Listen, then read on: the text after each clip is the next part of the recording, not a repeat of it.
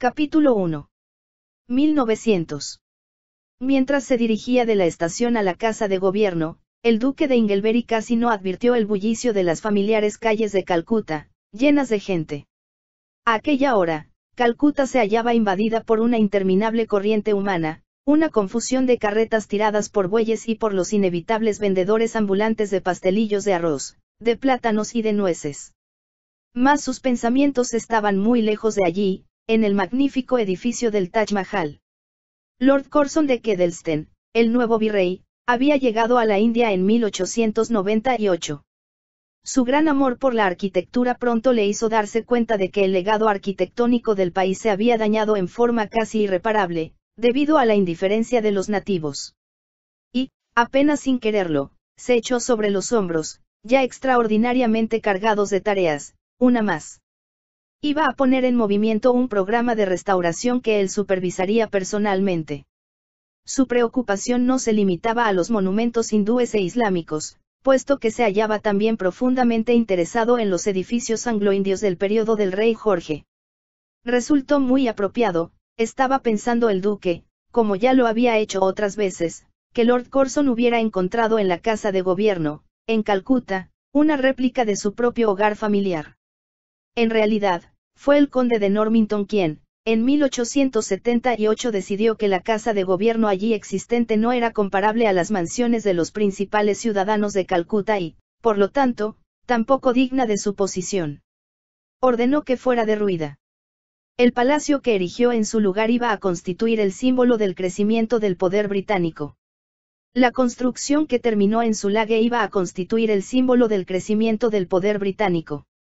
La construcción se terminó en 4 años y aunque su costo fue considerado excesivo, se convirtió, sin duda alguna, en la más suntuosa casa de gobierno del mundo.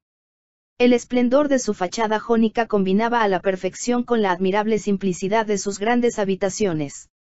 La adaptación de un plano de Kedleston Hall, en Devonshire, le proporcionó un bloque central, donde estaban ubicados los departamentos oficiales, unido a 4 alas diferentes por medio de corredores curvos. Si el virrey admiraba aquella construcción, el duque no le iba a la zaga. Y no titubeó cuando recibió la invitación de Lord Curzon pidiéndole que partiera hacia la India inmediatamente. El virrey le explicó en su carta que necesitaba su ayuda en las mejoras que intentaba realizar en la casa de gobierno.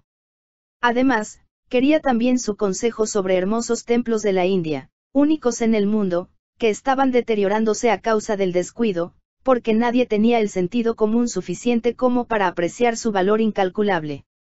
El duque se sintió intrigado por la proposición. Aparte de ello, tenía otro motivo para desear salir de Inglaterra precisamente en aquellos momentos. Durante la temporada de cacería de otoño, se había relacionado románticamente con Lady Charlotte Dennington. El duque hubiera necesitado ser muy simple para no darse cuenta de que, sin duda alguna, se trataba del soltero más codiciado de Inglaterra.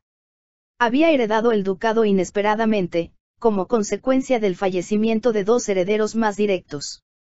No había sido perseguido tan insistentemente por las mujeres cuando era un simple subalterno en los guardias a caballo. Aunque bien parecido y procedente de muy buena cuna, no poseía muchos bienes materiales. Llegó a la edad de 27 años sin que nadie lo presionara para que contrajese matrimonio. En realidad, a él tampoco le importaba y disfrutaba cuando podía de las sofisticadas y muy hermosas mujeres de las que el príncipe de Gales se rodeaba. Pero cuando, de manera imprevista, se convirtió en el 4º duque de Inglebury, todo cambió. Fue a partir de entonces cuando las madres ambiciosas, con hijas casaderas, le hablaban en un tono de voz muy diferente al que usaran con anterioridad.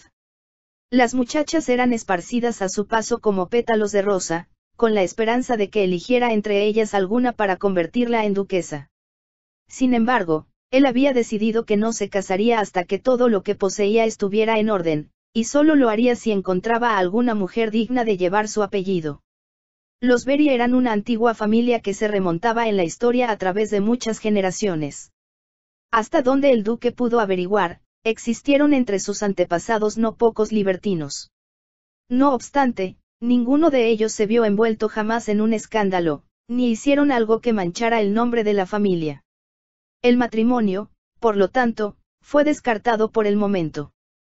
En cambio, se dedicó a convertir el castillo Ingol en una de las casas privadas más suntuosas de Inglaterra.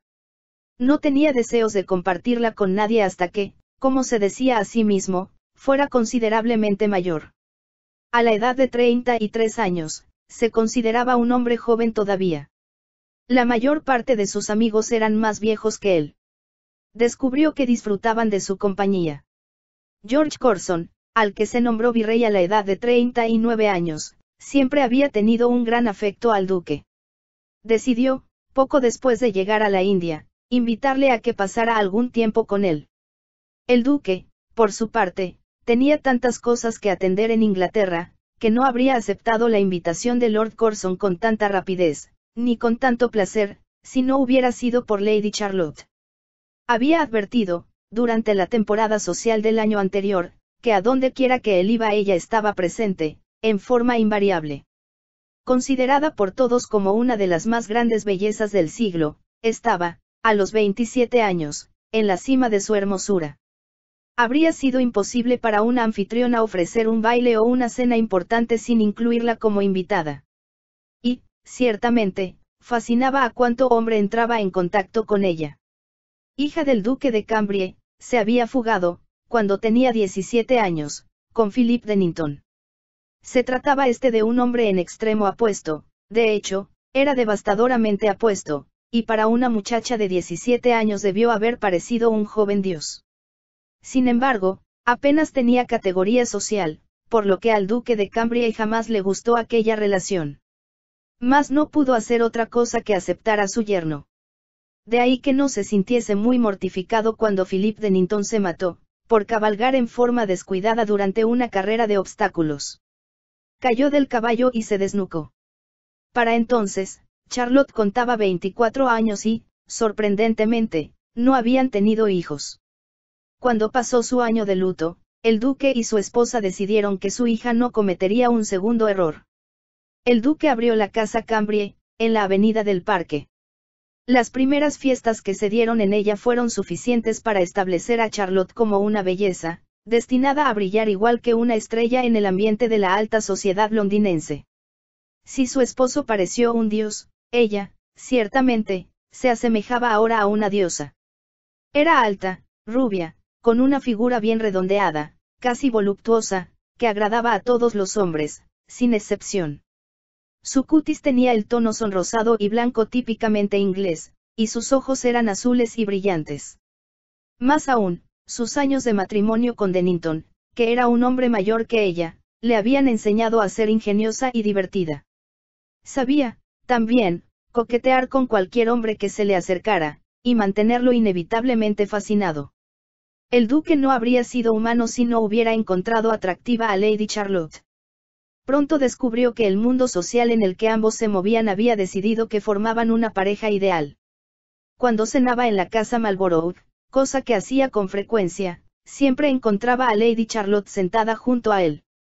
Asimismo, si era invitado por alguna de las grandes anfitrionas que abundaban en Londres, ella estaba allí, como si fuera su derecho natural. No le pasó inadvertido el hecho de que todos hablaban de ellos. Muchas de las cosas que le eran dichas en su club, así como en otros lugares, tenían un doble sentido que insinuaba que le estaba llevando demasiado tiempo llegar a una decisión. El duque podía, cuando así lo deseaba, ser tan frío, arrogante y autoritario como Lord Curzon. De se decía con frecuencia que se trataba de un aristócrata del siglo XVIII nacido fuera de su tiempo. El duque no le iba a la zaga en similar comparación y, además de esa actitud, compartía con Lord Curzon su amor por las casas espléndidas y los tesoros arquitectónicos. Podía, cuando lo deseaba, inspirar algo muy cercano al miedo. Sabía detener cualquier intento de impertinencia enarcando las cejas o fijando la penetrante mirada de sus ojos gris acero en su interlocutor. Cuando sus amigos iban demasiado lejos y le preguntaban cuándo iba a anunciar su compromiso con Lady Charlotte, sentían como si se hubieran encontrado de pronto con un témpano de hielo. En realidad, sin embargo, el duque se estaba preguntando si encontraría alguna vez una mujer más adecuada que ella para convertirla en la duquesa de Inglebury. Charlotte haría lucir en forma espléndida las joyas de los Inglebury, que eran tan valiosas como las que poseía la princesa Alejandra. Cuando fue a hospedarse con el marqués de Normanton, al objeto de asistir a una cacería de faisanes, durante la última semana de octubre, no se sorprendió en lo más mínimo cuando encontró que Lady Charlotte había sido igualmente invitada. Se mostraba extraordinariamente atractiva, aun vestida de manera sensata con un traje muy sencillo cuando los acompañó a la cacería. Se sentó a su lado en el primer carruaje que partió. Lo hizo reír, al tiempo que coqueteaba con él con gran discreción, dado que el cargador de las armas de él iba con ellos. El duque no pudo por menos que admirar su compostura. Sin duda, habría sido una admirable anfitriona en la casa Inglebury, de la Avenida del Parque, y tampoco hubiera estado fuera de lugar en su casa de campo. Mas él no tenía intenciones de invitarla al castillo Ingol, por la simple razón de que entonces sus propósitos resultarían demasiado evidentes para quienes los observaban como halcones. Todos esperaban que escogería el castillo para proponerle matrimonio, ya fuese en su invernadero o en la enorme galería de retratos. Esta fue una de las primeras habitaciones de la casa que había reformado. Ahora, cuando ya hubo matado una buena cantidad de faisanes, la pequeña exclamación de admiración que lanzó Lady Charlotte sonó como un halago que se le hacía. ¿Qué estoy esperando?, se preguntó, impulsado por las dudas, aquella misma noche. Lady Charlotte bajó a cenar con un traje de gasa azul que reflejaba el color de sus ojos. El duque advirtió que todas las demás mujeres del grupo la miraban con envidia, el mismo sentimiento que parecían tener los hombres respecto a él. Más que nunca, creyó comprender que todos daban por seguro que era solo cuestión de tiempo el que se casaran. Esto lo molestó. Tal vez por ello ni siquiera sonrió cuando la marquesa viuda de Normanton, una anciana de casi 80 años, le golpeó la mano con su abanico, en un gesto juguetón, cuando fue a darle las buenas noches. «Es usted demasiado lento, jovencito», dijo con voz cascada. «Recuerde la fábula de la liebre y la tortuga. Tenga cuidado de que la tortuga no le tome la delantera cuando menos se lo espera». Se echó a reír de su propio chiste, mostrando sus dientes amarillentos. El duque se puso rígido. Le disgustaba que sus asuntos privados fueran comentados en público. Se dio cuenta de que otros invitados habían escuchado las palabras de la marquesa y también estaban riendo. Dejó que su ayuda de cámara lo ayudara a desvestirse, en silencio. Luego, cuando se quedó solo, se dijo nuevamente que estaba harto de que la gente fuera tan curiosa y que siguiera entrometiéndose en su vida. Se casaría con quien él quisiera y cuando quisiera. No iba a permitir que nadie lo forzara. Y fue entonces cuando, con gran asombro, vio que se abría la puerta de su dormitorio y entraba en él Lady Charlotte. No la esperaba, aunque se le ocurrió que, siendo viuda, era muy posible que tuviera un amante. Sin embargo, si existían otros hombres en su vida, nadie se lo había dicho a él. Ahora cruzó por su mente la idea de que, como él ni siquiera la había besado, era muy probable que su indiferencia la hubiera irritado de alguna forma.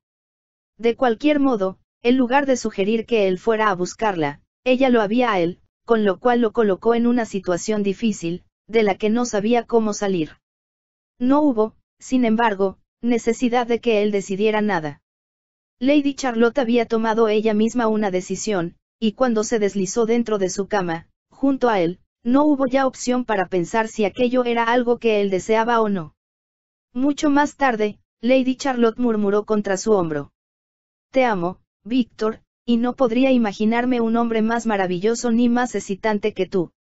Esto era algo que el duque había oído ya de otras mujeres y, por lo tanto, no se sintió particularmente sorprendido por la reacción de Lady Charlotte respecto a su modo de hacer el amor.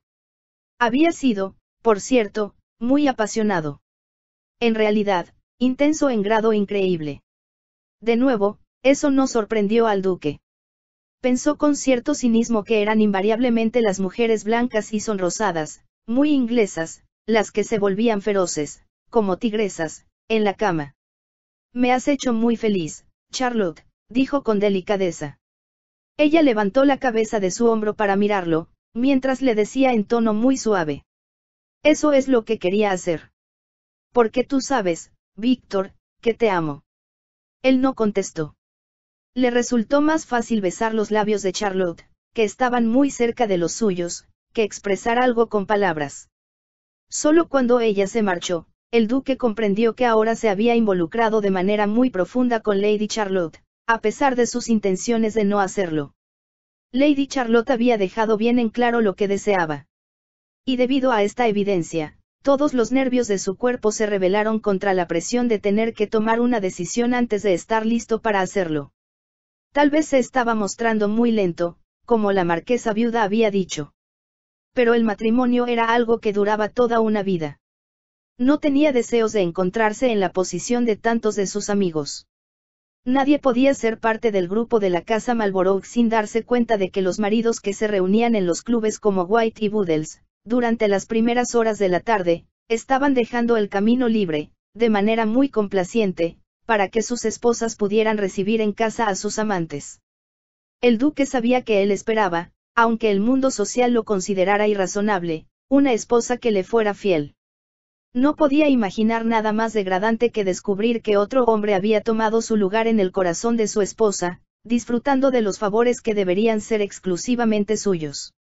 Estaba seguro, por hecho de que Charlotte le visitara en su dormitorio y por la forma en que buscó su cuerpo, que no era la primera vez que actuaba de ese modo.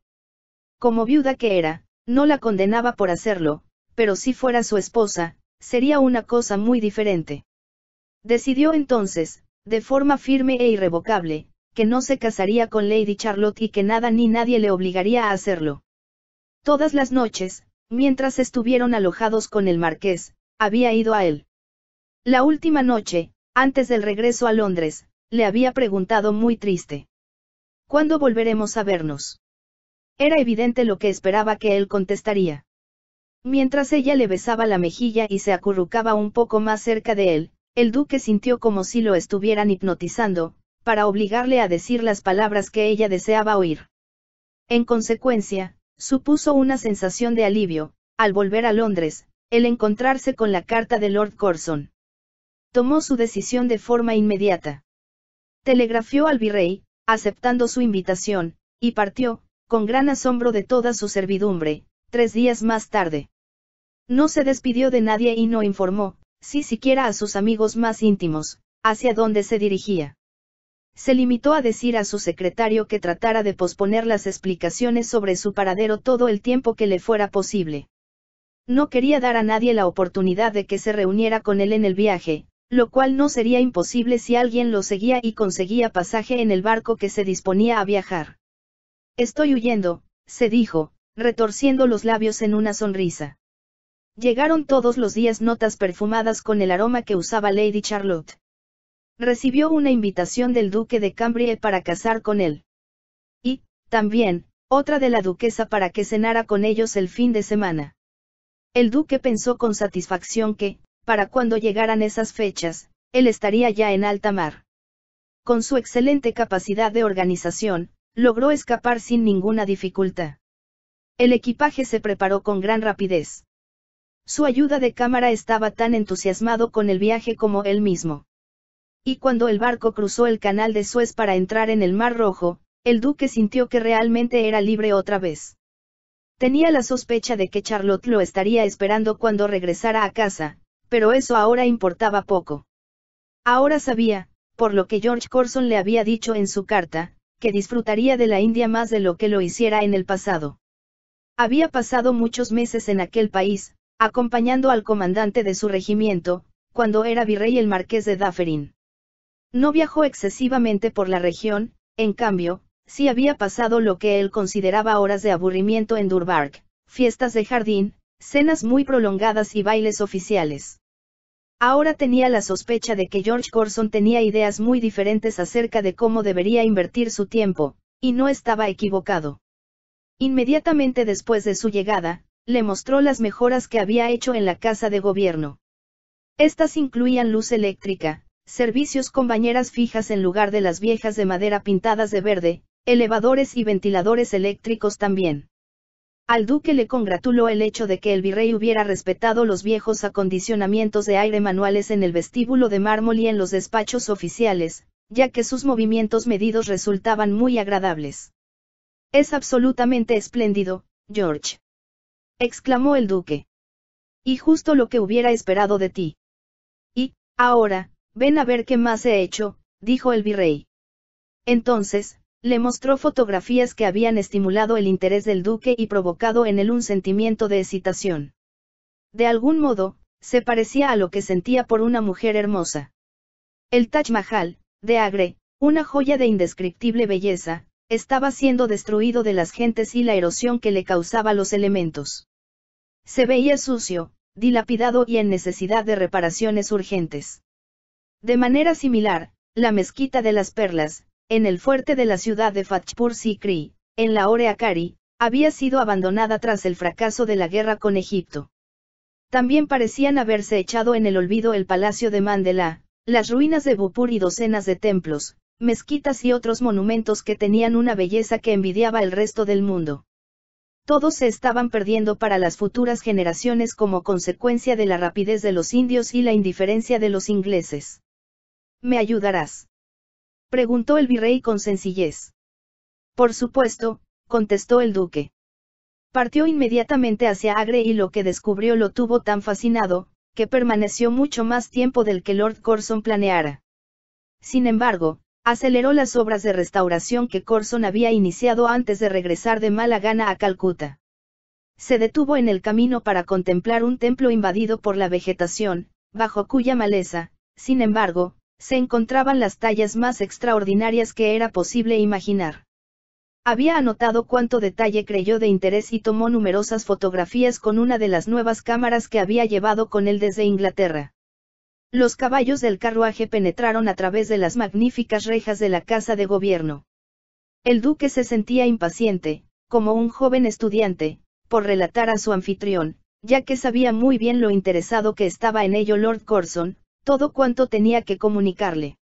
Uno de los ayudantes del virrey esperaba para darle la bienvenida y, cuando bajó del carruaje, el duque dijo: «Buenas noches, Hancock.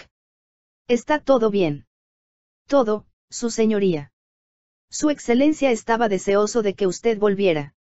Espera reunirse con usted tan pronto como pueda escapar de una junta que, en su opinión, es demasiado aburrida». El duque sonrió. «Debe usted darme tiempo para tomar un baño. Sospecho que debe haber hecho mucho calor en el tren. Un calor insoportable. Sin embargo, me he sentido muy agradecido de viajar con tanta comodidad». El tren del virrey, recién pintado de blanco, había sido puesto a su disposición. Gracias a ello, el viaje resultó mucho más cómodo de lo que habría sido si se hubiera visto obligado a utilizar el transporte común. Los trenes inspiraban gran respeto a los indios, que los consideraban como monstruos mágicos. Pero invariablemente iban sobrecargados y solían, a pesar de los esfuerzos de los ingleses por evitarlo, llegar con gran retraso a su punto de destino. El duque se dirigió hacia el ala nororiental, donde le habían dispuesto sus habitaciones. No obstante, la magnificencia y la belleza del palacio de Lord Normanton, los dormitorios para huéspedes no eran comparables al resto de las dependencias. A pesar del gran tamaño del edificio, no había suficientes dormitorios. Cuando se programaban grandes reuniones, con muchos huéspedes, había que instalar tiendas de campaña en el jardín para albergar a algunos de ellos. Las habitaciones del duque, las mismas que ocupara antes de su marcha, eran, sin embargo, muy cómodas, y los ventiladores eléctricos estaban funcionando, de modo que no hacía demasiado calor. «Espero que encuentre usted todo lo que necesite, su señoría», dijo el capitán Hancock con voz respetuosa. «Estoy seguro de que lo encontraré», contestó el duque. «¿Quién más está alojado ahora aquí?» El capitán Hancock dio los nombres de varias personas que al duque le parecieron muy aburridas. Entonces, cuando se disponía a comentar algo, el capitán añadió: «Ayer llegó una mujer de gran belleza, que, según tengo entendido, su señoría conoce muy bien». «¿De quién se trata?» «De Lady Charlotte Dennington. Llegó sin invitación, pero como su excelencia conoce muy bien a su padre, el duque de Cambrie, la recibió muy complacido, por supuesto». «Por supuesto», repitió el duque de manera automática. Solo cuando el capitán lo dejó solo, caminó con el ceño fruncido para mirar el jardín a través de la ventana. ¿Cómo se pudo atrever Charlotte a seguirlo de forma tan descarada?, se preguntó. Pero no había nada que pudiera hacer ya para impedirlo y poco que pudiera decir. Se daba perfecta cuenta de que, como una tigresa en la selva, estaba acechando para echársele encima. No me casaré con ella, no lo haré, se dijo, sintiendo que le invadía el enojo. Y se preguntó cómo podría evitar caer en la trampa que Charlotte le había tendido. Sin duda alguna, muy pronto se sabría en todo Londres dónde estaba ella y que se encontraban juntos. Y a buen seguro que habría utilizado su nombre hasta colocarlo en una posición que se vería obligado a reparar, como caballero, por el daño que podía haber causado a la reputación de Charlotte, ofreciéndole a esta un anillo de bodas. Charlotte se estaba comportando muy astutamente. El duque se sintió como un animal acorralado, rodeado de cazadores por todos lados, sin posibilidad de escape. ¿Qué haré?, se preguntó. ¿Qué diablos haré? Pensó en si debía decir al virrey que era absolutamente necesario que volviera inmediatamente a Agra, para seguir supervisando los trabajos de restauración del Taj Mahal. O, como alternativa, podría emprender un recorrido por toda la India, al objeto de inspeccionar los otros edificios que Lord Curzon le había mostrado en fotografías.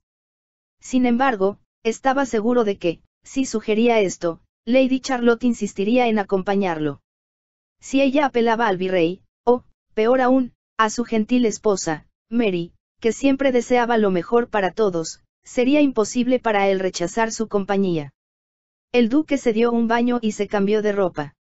A punto de terminar de hacerlo, uno de los criados, vestido con el uniforme escarlata y dorado de la servidumbre del virrey, se presentó en sus habitaciones para decirle que Lord Curzon lo estaba esperando. El duque recogió sus notas.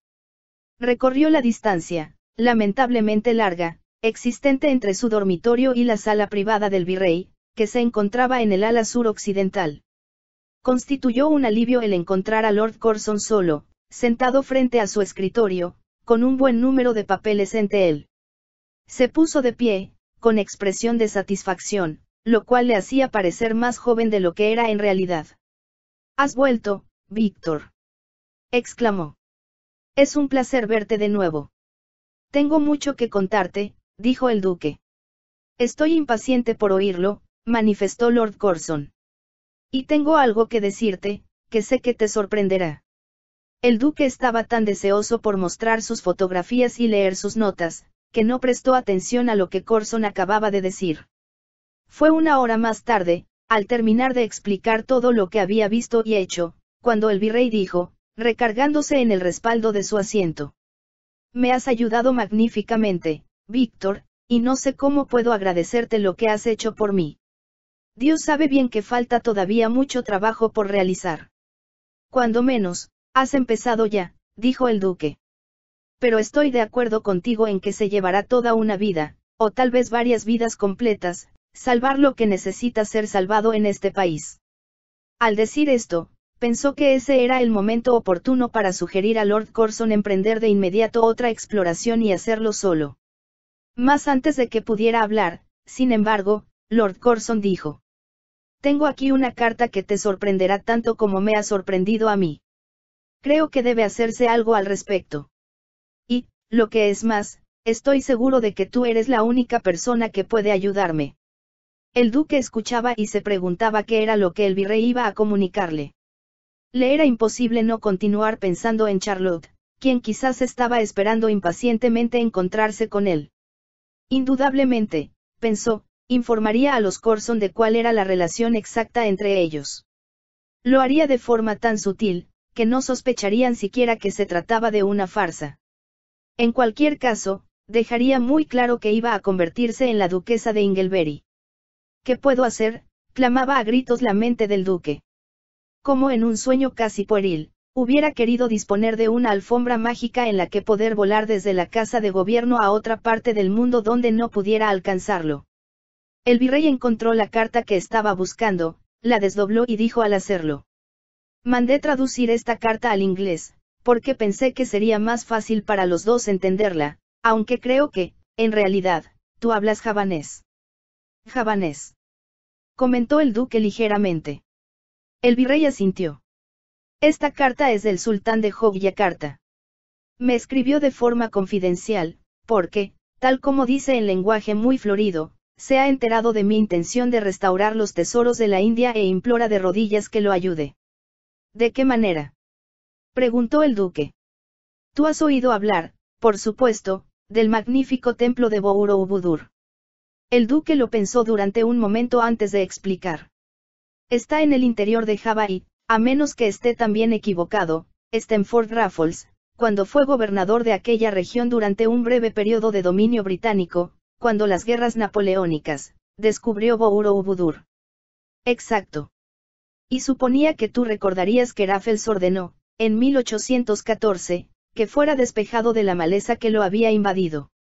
¿Qué sucedió? Se suponía que las obras continuarían cuando los holandeses recuperaron el poder, contestó el virrey. Calló, haciendo un gesto de desagrado, y entonces el duque comentó. ¿Y el sultán te ha escrito sobre eso? No creo que haya mucho que puedas hacer. Los holandeses no verán con buenos ojos nuestra interferencia.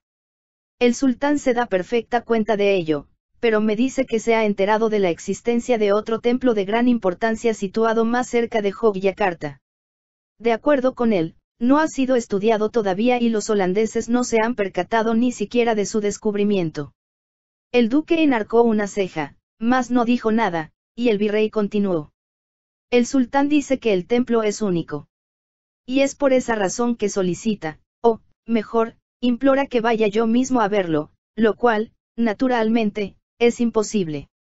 Como alternativa, piensa que debo enviar a alguien que pueda impedir que el templo sea saqueado. ¿De qué forma?, preguntó el duque. Si la zona donde se haya ubicado se abre y empieza a explorarse, los ladrones de tesoros arqueológicos se lanzarán sobre él. El duque suspiró. Era una historia que había oído con mucha frecuencia en Grecia y Egipto, así como en otras partes del mundo donde era posible encontrar objetos de interés histórico que podían ser vendidos o coleccionados.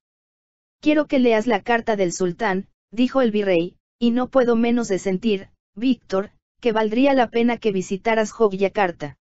El duque lo miró con asombro antes de preguntar. ¿Lo dices en serio? Muy en serio, contestó Lord Curzon. Como conozco la magnificencia de Borobudur, que en apariencia solo los ingleses apreciamos, me resulta imposible no hacer caso a esta súplica del sultán. Calló unos instantes antes de añadir. Tal vez, uno nunca sabe, se trata de otro Borobudur, que debe ser salvado para la posteridad, no solo del descuido, sino también de los holandeses, que no tienen ningún respeto por las religiones orientales ni por los tesoros de Java. Lord Curzon habló con cierta violencia, porque le irritaba terriblemente que las reliquias de interés histórico fueran destruidas o descuidadas. Fue entonces, mientras el duque lo escuchaba, cuando éste comprendió que aquí, en donde menos lo esperaba, se hallaba su salvación.